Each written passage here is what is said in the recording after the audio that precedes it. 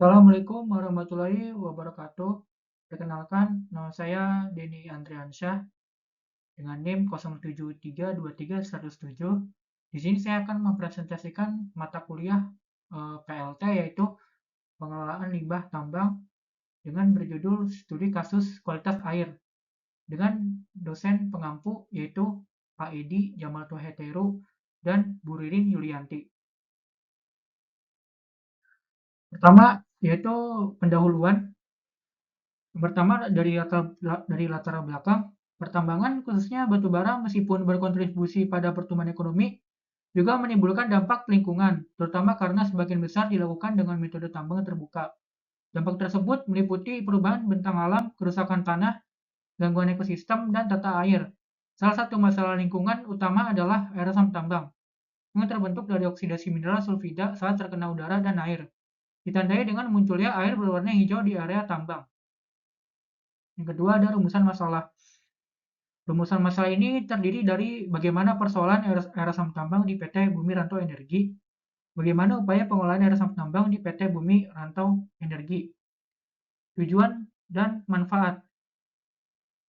Untuk memahami persoalan lingkungan akibat air asam tambang di area pertambangan batubara PT Bumi Rantau Energi, supaya kita bisa mengetahui apa saja yang menjadi pemicu air asam tambang dan juga mineral apa saja yang memicu air asam tambang. Untuk memahami gambaran tahapan pengolahan air asam tambang di PT Bumi Rantau Energi, supaya kita bisa mengetahui bagaimana air asam tambang itu dapat diatasi atau dinetralkan kembali.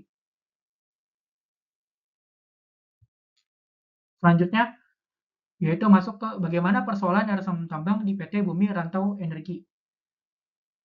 Persoalan air asam tambang, yaitu air asam tambang itu atau AAT atau disebut dengan acid main drainage AMD adalah air yang bersifat asam, tingkat keasaman yang tinggi dan sering ditandai dengan nilai pH yang rendah, yaitu di bawah 6.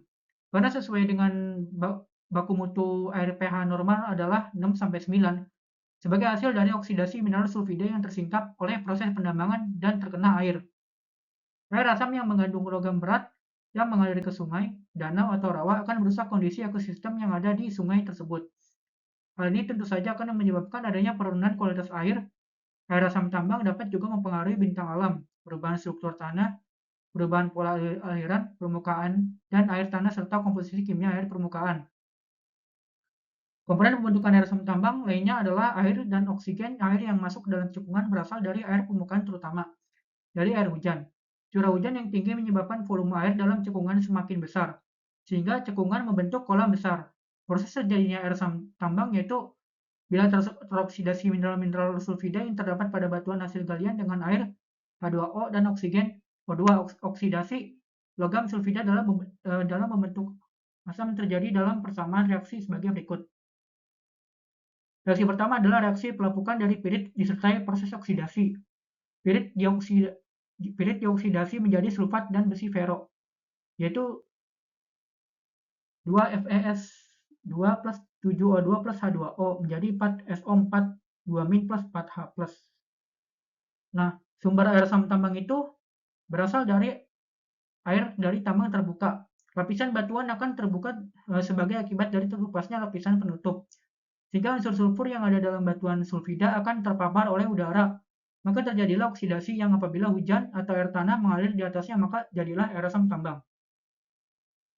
Selanjutnya ada air dari unit pengolahan batuan buangan. Material yang banyak terdapat limbah kegiatan penambangan adalah batuan buangan, waste rock. Jumlah batuan buangan ini akan semakin meningkat dengan bertambahnya kegiatan pertambangan. Akibatnya batuan buangan yang banyak mengandung sulfur akan berhubungan langsung dengan udara membentuk senyawa sulfur oksida. Selanjutnya dengan adanya air akan membentuk air asam tambang. Selanjutnya yaitu air dari lokasi penimbunan batuan. Timbunan batuan yang berasal dari batuan sulfida dapat menghasilkan air asam tambang karena adanya kontak langsung dengan udara luar yang selanjutnya terjadi pelarutan akibat adanya air. Selanjutnya ada air dari unit pengolahan limbah tailing. Kandungan unsur sulfur di dalam tailing diketahui mempunyai potensi dalam membentuk air asam tambang. pH dalam tailing pond ini biasanya cukup tinggi karena adanya penambahan hydrate lime untuk menetralkan air yang bersifat asam yang dibuang ke dalamnya. Selanjutnya, air di tempat penimbunan bahan galian atau stockpile. Air asam tambang yang timbul di penimbunan stockpile itu bisa terjadi karena batu bara mengandung pengotor-pengotornya. Nah, batu bara yang terdapat pengotornya itu terkadang ada mineral-mineral seperti sulfida, mangan, Fe. Nah, batu bara yang hasil dari pengotor batu bara di stockpile itu bisa menyebabkan timbulnya air asam tambang. Selanjutnya, bagaimana persoalan air asam tambang di PT Bumi Rantau Energi? Terus dampak buruk AAT yaitu air asam tambang bagi lingkungan, bagi masyarakat sekitar. Bagi masyarakat sekitar, dampak terhadap masyarakat di sekitar wilayah tambang tidak dirasakan secara langsung karena air yang dipompakan ke sungai telah dinetralkan dan selalu dilakukan pemantauan setiap hari untuk mengetahui temperatur, kekeruhan, dan pH. Namun apabila terjadi pencemaran dan biota perairan terganggu, maka binatang seperti ikan akan mati akibatnya mata pencarian penduduk akan terganggu. Selanjutnya bagi biota perairan. Bagi biota perairan, dampak negatif untuk biota perairan adalah terjadinya perubahan keanekaragaman biota perairan seperti plankton dan bentos. Kehadiran bentos dalam suatu perairan dijadikan sebagai indikator kualitas perairan. Pada perairan yang baik dan subur, bentos akan melimpah. Sebaliknya, pada perairan yang kurang subur, bentos tidak akan mampu bertahan hidup. Selanjutnya, bagi kualitas air permukaan. Bagi kualitas air permukaan, terbentuknya air asam tambang hasil oksidasi pirit akan menyebabkan menurunnya kualitas air permukaan. Parameter kualitas air yang mengalami perubahan diantaranya pH, padatan, terlarut, sulfat, besi, dan mangan. Selanjutnya bagi kualitas air tanah. Kualitas air tanah, ketersediaan unsur hara merupakan faktor yang paling penting untuk pertumbuhan tanaman. Tanah yang asam banyak mengandung logam-logam berat seperti besi, tembaga, seng, yang semuanya ini merupakan unsur hara mikro. Akibat kelebihan unsur hara mikro dapat menyebabkan keracunan pada tanaman ini. Ini ditandai dengan busuknya akar tanaman sehingga tanaman menjadi layu dan akhirnya akan mati. Selanjutnya, bagaimana pengelolaan air asam tambang di PT Bumi Rantau Energi? Yang pertama itu pencegahan dan pengolahan air asam tambang.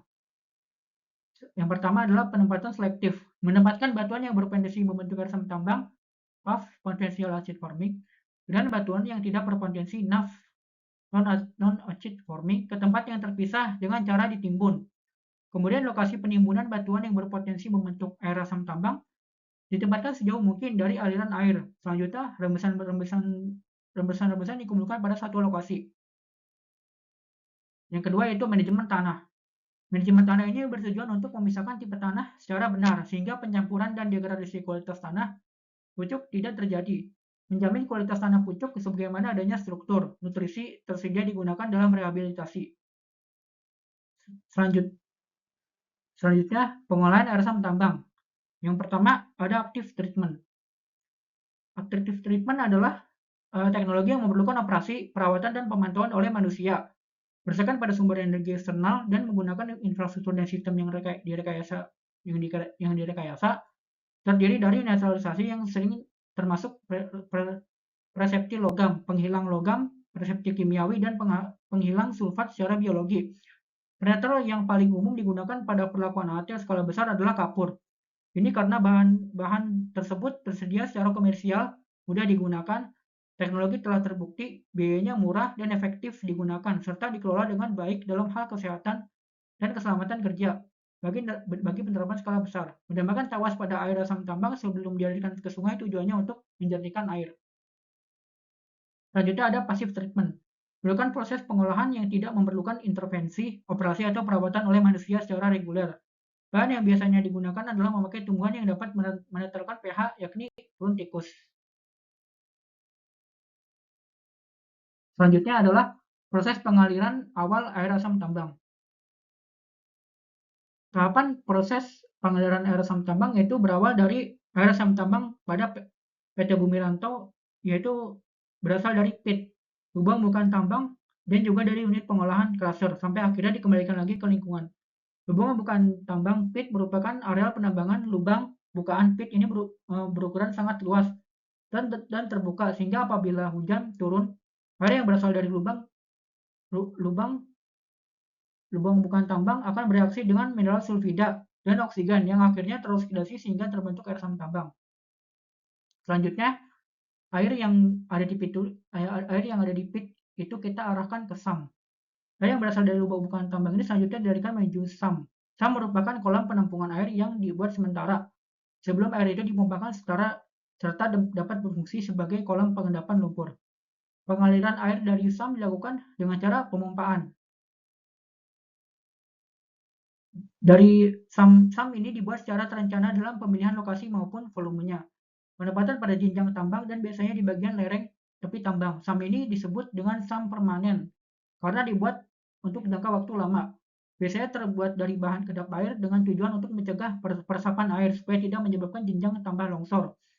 Karena SAM ini yang pertama menerima air. Proses pemompaan air SAM tambang, pemompaan dalam hal ini berfungsi untuk memindahkan atau membuang air dari tempat yang rendah, yaitu dari sumuran SAM pada rantai kerja penambangan ke tempat yang lebih tinggi. Volume air yang tertampung dalam sumuran SAM jumlahnya akan semakin bertambah jika sejumlah air tersebut tidak dipindahkan ke kolam pengendapan, yang akhirnya dapat menghambat kegiatan penambangan. Oleh karena itu, perlu dilakukan pompaan menuju kolam pengendapan settling pond. Limbah cair yang berada di tambang atau dari kolam pengolahan crusher terlebih dahulu dipompa ke settling pond. Air yang berada pada kolam pertama mengalir ke kolam kedua melalui saluran yang dibuat zigzag. Antara kolam yang satu dengan saluran ke kolam yang lain, pada kolam yang kedua dilakukan proses pengolahan limbah atau yang disebut dengan kolam penawasan atau pengapuran. Cara penawasan yaitu dengan memasukkan bahan tawas aluminium sulfat ke dalam tendon yang sudah berisi air. Kemudian diaduk-aduk. Setelah tawas sudah mencair, selanjutnya air tawas dalam tendon disemprotkan ke kolam kedua dengan menggunakan pompa. Selain dilakukan penawasan, juga dilakukan pengapuran, yaitu dengan cara ditaburkan pada setiap kolam. Pada kolam kedua, air dialirkan menuju kolam ketiga, dan pada kolam ini air sudah mulai jernih. Pada kolam terakhir, kolam keempat, inilah kolam tempat penampungan air yang sudah jernih dan sudah siap untuk dibuang ke keadaan sungai. Selain dilakukan penawasan maupun pengapuran, juga dilakukan pemantauan pH air yang keluar ke kolam 4 outlet.